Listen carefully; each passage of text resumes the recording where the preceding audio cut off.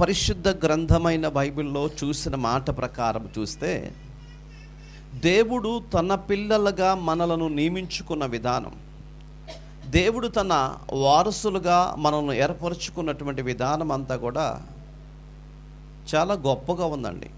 6 దినాలు చేసిన ఆ సృష్టిలో ప్రప్రథమైనటువంటి స్థానము 6వ రోజుకి అప్పగించాడు.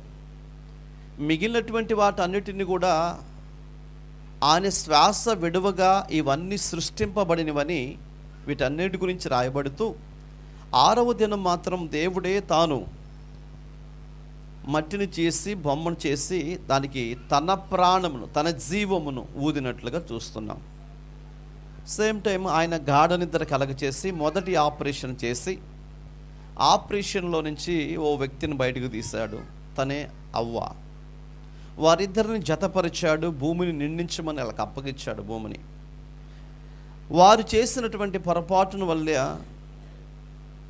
వాళ్ళు చేసిన అక్రమము వలన లోకమంతటి మీదకి పాపం వచ్చిందని, సేమ్ టైం ఒక్కని యొక్క విధేయత వలన లోకానికి రక్షణ వచ్చిందని, ఇలా దేవుడు తన ఉనికిలో నుంచి మాట్లాడుతూ వచ్చారు. నేను ఒక నూతన కార్యాన్ని జరిగించబోతున్నాను, అది ప్రజలు గమనించట్లేదు, నేను ఎంత చెప్పినా వినటం లేదని దేవుడు ఆ మాటల ద్వారా మనకు తెలియజేస్తూ వచ్చాడు. ఇంతకు ఆయన ఏం చేయబోతున్నాడయ్యా అంటే, ప్రజలు చేసిన పాపానికి కాను నేనే బలిగా అవబోతున్నాను. ఒక మనిషి నుంచి అక్రమం అనేది, పాపం అనేది లోకములోకి వచ్చింది, అందరినీ పాపములోకి ముంచేసింది. ఒక మనిషి విధేయత వలన రక్షణ కలుగుతుంది, ఆ రక్షణ ప్రపంచానికి దీవెనకరంగా ఉంటుంది అని దేవుడు ఎంత చెప్పినా ప్రజలు వినలేదు. ప్రియులరా, తాను ఏర్పరచుకున్న తన ప్రజలు దేవుని మాట వినలేదు. వినకపోవటం వల్ల దేవుడే తన పిల్లలను కల్దీలకు అప్పగించాడు, లేక శ్రమలకు అప్పగించాడు. దేవుడు అప్పగిస్తాడా శ్రమలకి? తన పిల్లల్ని అప్పగిస్తాడండి. దేవుని మాట మనం విననప్పుడు, దేవుని గురించి మనం ఆలోచన చేయనప్పుడు, దేవుని గురించిన శ్రద్ధ నీలో లేనప్పుడు, నువ్వైనా నేనైనా మనలో ఎవరికైనా దేవుడు శ్రమలకి అప్పగిస్తాడని మీరు తెలుసుకోవాలి. దేనికి అప్పగిస్తాడయ్యా? మన కళ్ళ ముందు కనబడుతున్న శత్రువుకి మనల్ని అప్పగిస్తాడు. ఏది మన శత్రువు అంటే, ప్రతిరోజు దేని గురించి నువ్వు భయపడుతున్నావో అదే నీ శత్రువు. ప్రతిరోజు దేని కొరకు నువ్వు పరుగులు తీస్తున్నావో అదే నీ శత్రువు. ఏది సమకూర్చుకోవాలని, ఏది సాధించాలని దేని కొరకు ఆరాటపడుతున్నావో అదే నీ శత్రువు. దానితో నువ్వు ప్రతి దినము పోరాడుతున్నావు, కానీ విజయాన్ని సాధించలేకపోతున్నావు. ఓ వ్యక్తి యుద్ధంలోకి వెళ్ళినప్పుడు జయించడమా ఓడిపోవటమా జరిగింది. జయిస్తే ఎదుటి వ్యక్తిని చంపుతాడు, జయించకుండా ఓడిపోతే అతని చేతిలో చస్తాడు. అది వెంటనే తేలిపోయింది. ఒక గంటలోనో అరగంటలోనో లేకపోతే ఒక 10 నిమిషాల్లోనో జరిగిపోయింది, అర్థమైపోయింది. కానీ నీ జీవితం, నా జీవితం ప్రతిరోజు పోరాటమే. ఎప్పటి నుంచి అంటే, పిల్లలు పుట్టిన తర్వాత వాళ్ళు స్కూల్కి వెళ్ళడం ప్రారంభించిన దగ్గర నుంచి ఇక పోరాటమే వాళ్ళ జీవితం. చదువులతో పోరాడి పోరాడి పోరాడి గెలిచారో లేదో తెలియదండి.